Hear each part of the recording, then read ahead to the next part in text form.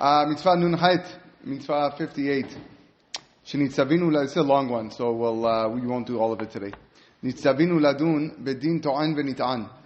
We are commanded to judge. When we say we, meaning the Jewish people are commanded to have judges to judge cases involving laws of a plaintiff and a defendant. Kilomar shena'aseh din, to conduct legal proceedings. Lekol mi shetoveh et chavero b'shum davar. Anybody who puts forth a monetary claim, hey, you owe me money, $100. No, I don't. Yes, you do. Back and forth. Okay, you gotta go to court.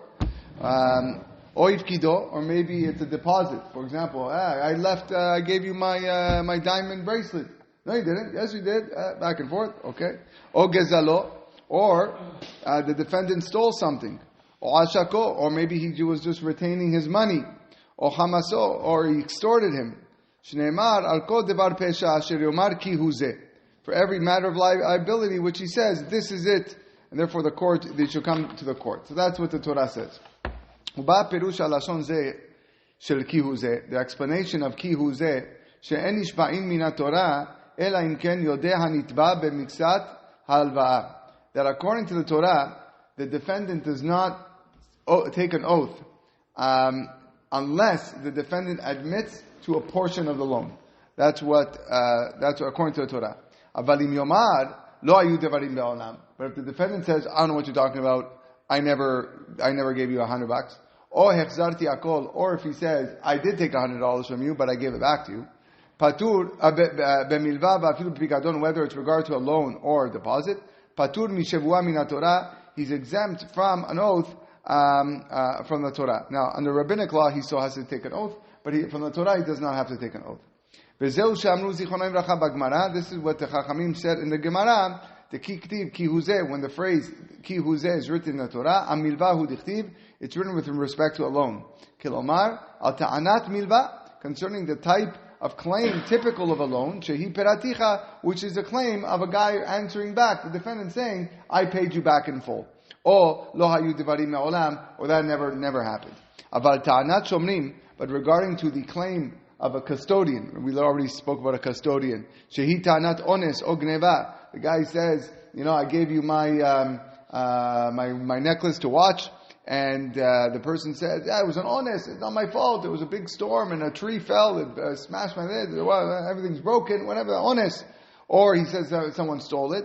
Afilu im lo yodeh b'miksat. Even if the custodian doesn't admit to part of it, ela yomar hakol ne'enas. Even if he says the whole thing was gone based on an honest and unavoidable mishap, chayav lishavah. He's obligated to swear.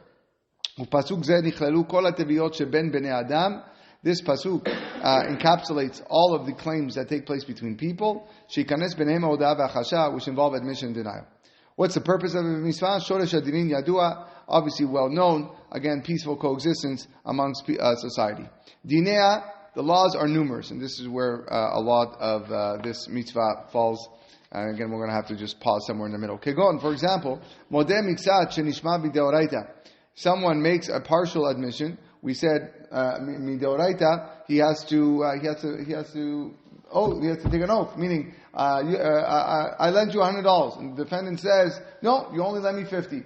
So that's a modeh b'miksat. It's a partial admission. He has to take an oath that he does not owe the other $50. Perush, the definition of this is modeh b'pruta. One admits to one peruta, v'kofeh b'shtei ma'in kesef, and denies at least a minimum of 2 silver ma'ot. Depachot miken eno nishba mideoraita. Anything less than this amount, a person is not required to take an oath biblically. Ela imken aid me'id kenegdo, unless there's a witness that testifies against him.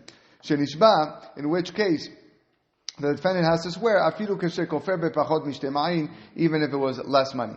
Ava pepachot mipruta eno nishba leolam. But if the item that's being determined is something so insignificant that it's less than a pruta, like less than $1, okay, it costs you more money to drive to court, okay, then you're arguing for this. In that situation, eno nishba leolam, you never swear, ela imken ta'ano kelim, unless the plaintiff claims utensils.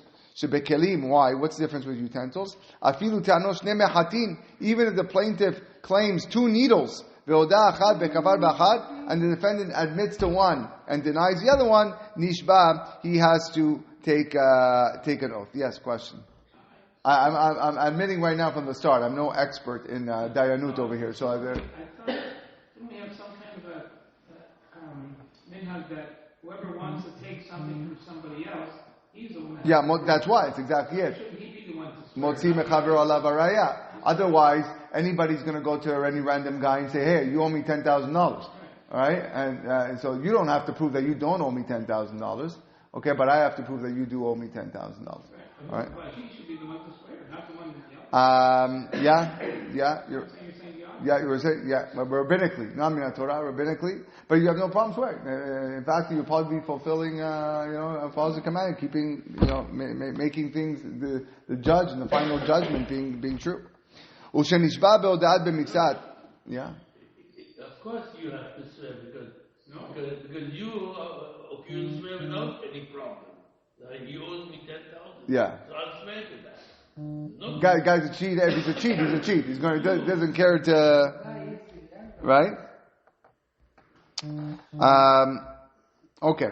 Ushenishba be'oda'at miksat. When one is also required to swear based on partial admission. Where the plaintiff claims something that is defined by a measure, a number, or a weight. So I gave you 10 onions, okay, and the guy said, no, you only gave me 5 onions. Okay, so 5 onions, it's a measure. Or 3 cups of oil, no, you only gave me a cup and a half. So there you have to swear as well. Bedin kofer bakol. They also include someone who denies the claim in its entirety. As well as partial admission is only if the admission is the same type of item as the subject of the claim. Also, these laws include the admission of a litigant. One admission is like 100 witnesses, as the rule says. So a litigant's own admission to something that is financially damaging to himself is taken as a proof, as if it was 100 witnesses testified to this fact. V'dinesh shomrim, and also the laws of custodians. This mitzvah also includes one who is required to take an oath under biblical or rabbinic law. The laws of someone who swears and is exempt from payment on account of his oath. And one who swears and does collect on account of his oath.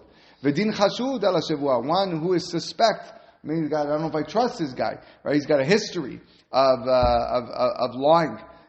So if someone is suspect to swear falsely, then also we have to take that in consideration. And the laws that govern the reversal of an oath, which also has a lot of ramifications to it. Okay, we'll stop here, B'ezrat Hashem, and we'll continue next time.